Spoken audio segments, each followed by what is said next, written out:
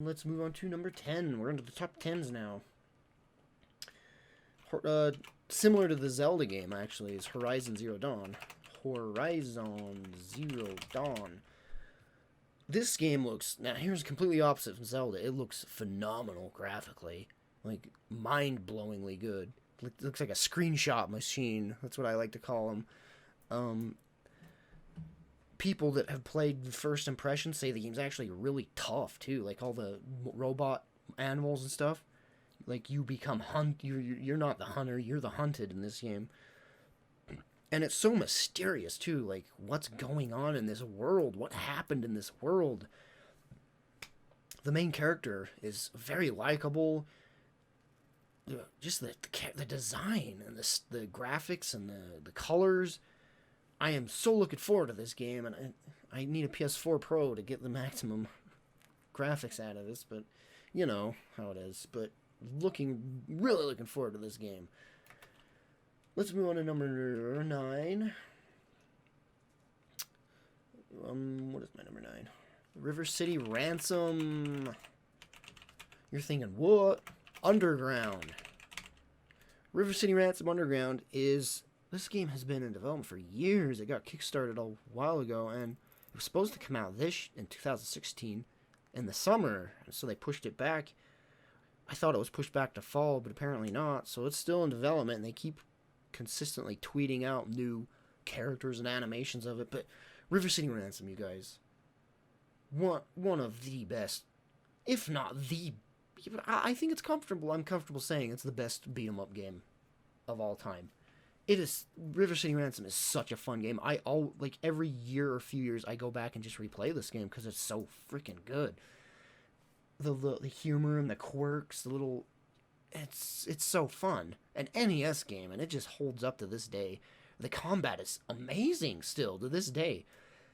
And the underground looks so good. The combat is so much more refined. There's like a billion new moves and animations.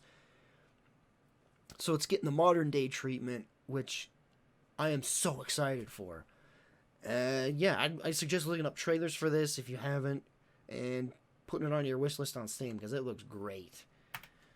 Moving on to number 8, we got Prey 2. I'd say 2, but they're just calling it Prey.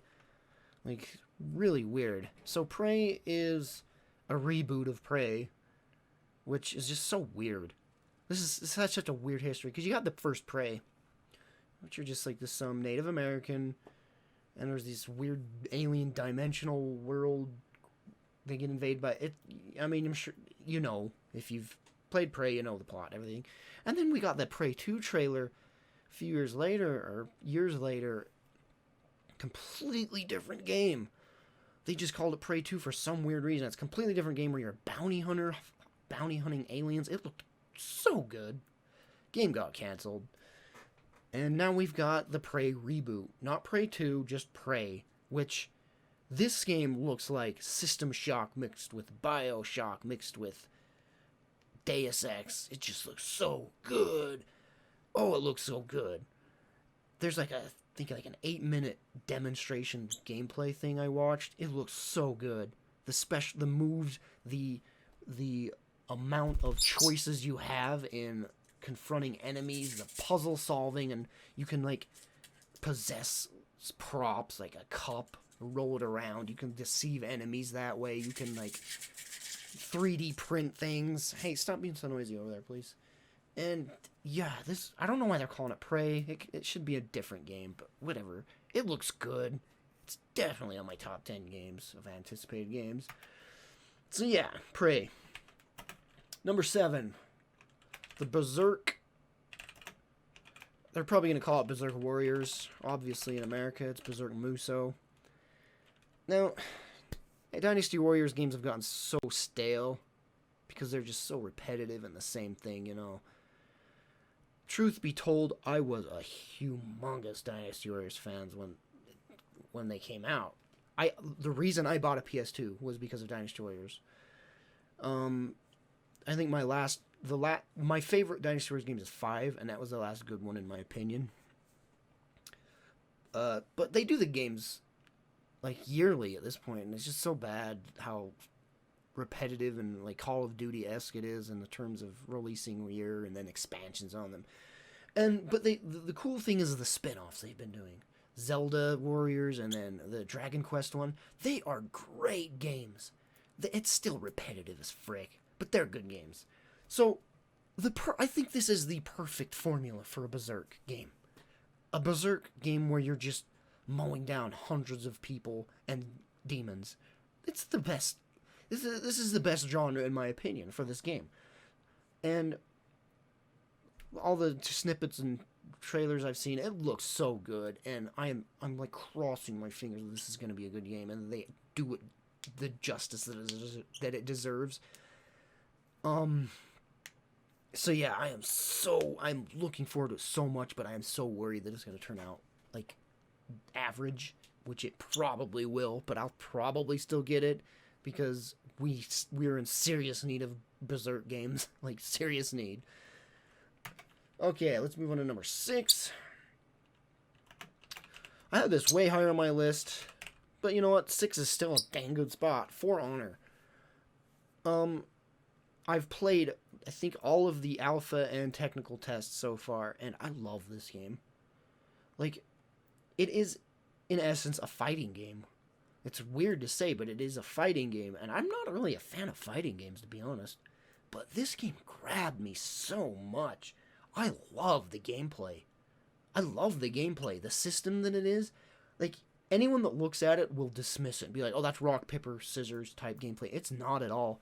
It takes so much skill and so much reading moves, thinking ahead. It is such a strategic game, and yet there's a simplicity and then on top of that layer a complexity to it that is just so appealing to me. And I love this flippin' game.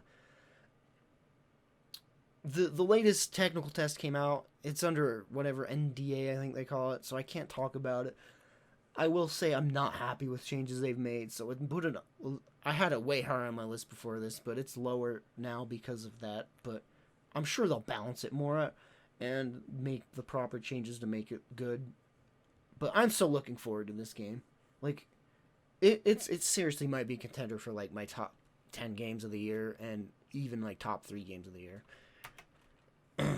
So, let's move on to number 5. We've got Dragon Quest XI, which they just dropped recently. A big old gameplay trailer and cinematic trailer.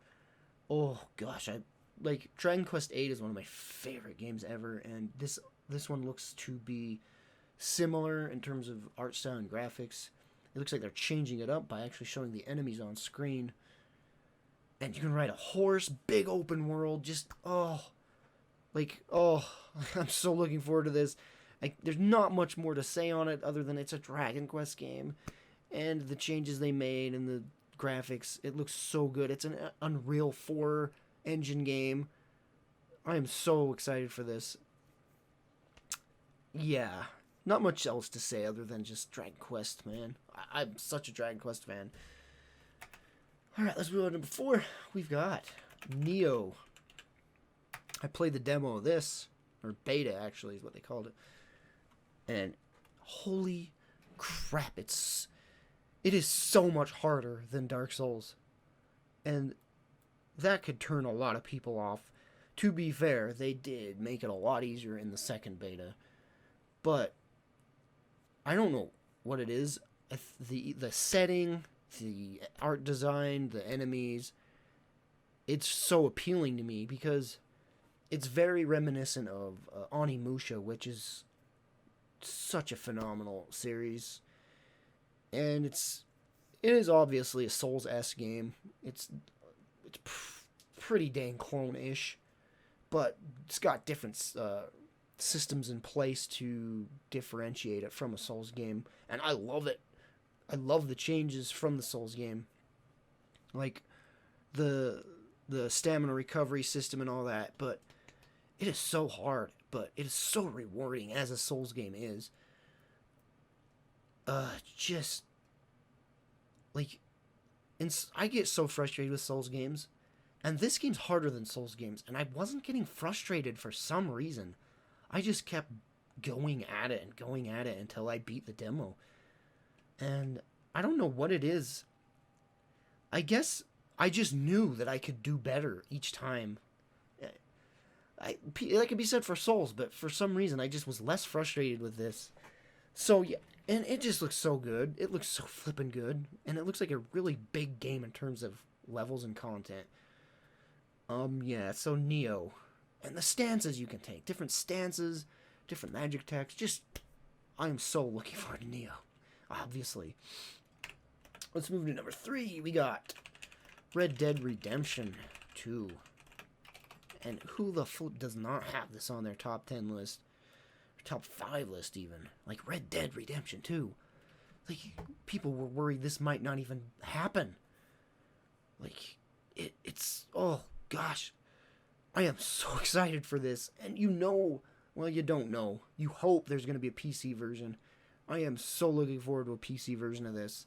Like, Grand Theft Auto 5 is just mind-blowing in terms of technology, graphic fidelity, all the systems in play, and just tech-wise, all the technology in that game. And we're going Wild West now with that, and just thinking of all the things they can add to this game. Just so much they could do with this now, with the technology we have. Oh my gosh, I am so looking forward to this one. I actually had this at my number 1 at first, but rethinking it and then getting reminded, I changed my list up. But number 3 is definitely Red Dead Redemption 2. Holy crap, I can't wait for more. E3 can't come soon enough. Okay, we're up to number 2, which is going to be Yakuza. Cheating here, kind of. Yakuza 0 and Yakuza Kiwami. Technically, I think Kiwami... No, 0 is out already in Japan. Is Kiwami as well? I'm not sure. But this is how it always goes with Yakuza. We get these games years later. And with Yakuza games, it's always a 50-50 flip of the coin, worrying if they're actually going to even bring it over to the West. Thank the frickin' Lord they are, because Yakuza is so dear to my heart, guys. It's like, it is Shenmue... It was the Shenmue spiritual successor to me. Obviously, it's not that similar to Shenmue anymore, but that's how it was. That's how I looked at it as back in the day. And the original Yakuza 1, 2, they are extremely rare to find in the West now. Like, they're really rare games, and I own both on PS2. I bought them the day they came out because that's how much I was looking forward to them. So, just Yakuza is like... I know I've been saying this a lot, but Yakuza series is like, seriously, just, to my heart. It is one of my favorite series of all time. I cannot express how much I love the characters and stories and these games. Just pure fun games. Just, I'm not going to ramble. I could go on and on about how much I love them, from the side quests to the food you eat, to just the characters, the funny, goofy side of it, to the serious side of it. But anyway, so Yakuza 0 is a prequel to all the Yakuza games. Kiwami is a remake of the first one. Yes. And I'm so excited for a remake. I've been wanting to replay Yakuza 1 so much. And a remake of the first one in modern graphics is so exciting to me, because I think 1 is such a solid game in terms of story. Like, future Yakuza games get a little wonky with story, but the first one is really solid. So, and the side quests, again, I could just go on and on. I'm so excited for Yakuza 0 and Kiwami. Oh my gosh. I'm so happy that it's coming out. So happy. I literally yelled out, screamed yes when they announced it on the PlayStation Experience. And now 1, which... When this was announced at E3... I'm going to admit, this is the first time I've ever in my entire life cried from happiness. It could be considered sad to a lot of people, but screw you guys, I don't care. I literally teared up and started crying from happiness. I've never done that in my life from anything in life. I've never cried from happiness. It was a weird experience that it happened because I never understood why people cried from being happy, but now I do. Like, I literally just started crying. E3 2015, wasn't it? 2015 E3, they announced Shenmue frickin' 3. The world stopped for a moment when they announced that, guys. It was the impossible game that could never be. Like, it wasn't a possibility for this game to ever be. The lead creator of Shenmue was left Sega. The game sold terribly. No one would touch that with a 500-foot pole. And here he comes and announces a Kickstarter for it. That game was I'm pretty sure it goes down in the records for the fastest met Kickstarter of all time. And it was like 3 million in like hours. And I'm one of the people. I put like $200 something into this because, again, like I know I say this a lot, but Shenmue, you guys, it is one of the most. I can't put into words how much I love the Shenmue series. It is such a amazing game. It's not even like it's an experience. It's something that you just have to experience. I did that Shenmue video last year, a few months ago, whatever, trying to convey what Shenmue meant to me. If you watch those videos, it's so hard to put into words just how special that Shenmue 1 and 2 is. Such a special experience. And so Shenmue 3 gets announced, and I cannot believe it. So I threw my money at it. Of course I did. Everybody did. That game means so much to a lot of people, despite how badly it sold. It was such an ambitious game. It was the most expensive game of its time. Millions of dollars. No game had that budget before. So, and it failed so bad in terms of sales. But it's such a revolutionary game. Just a special game. So yeah, that's Shenmue 3 is definitely. And like I was saying before I started my video, I was talking to my stream, I'd put money down that this game doesn't come out this year, but it is slated for December of 2017. Guarantee it's not coming out in 2017. Regardless, it is listed, so that's definitely my number one. And so there it is. That's my top 20 games of anticipated games of 2017 for sure. So yeah, thank you guys for watching, and let me know what your guys' anticipated games are. Thanks for watching, and I'll see you guys next time.